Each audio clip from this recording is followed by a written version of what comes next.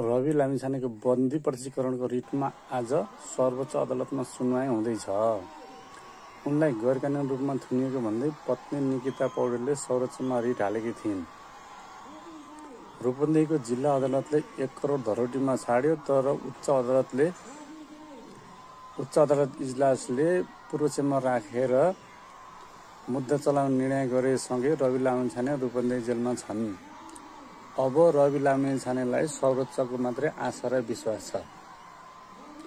हुन पनि नेपालको सर्वोच्च अदालतको फैसलाको इतिहास अध्ययन गर्दा सर्वोच्चले स्वतन्त्र निर्णय गरेको राजनीतिक सत्ताधारीहरूको दबावमा नपरेको पनि प्रमाण छ।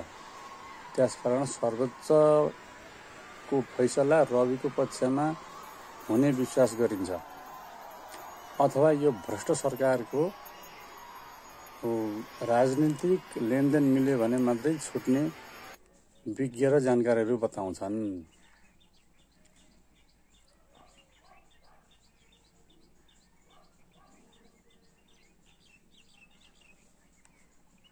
यसबारे तपाईहरुको भनाइ के छ?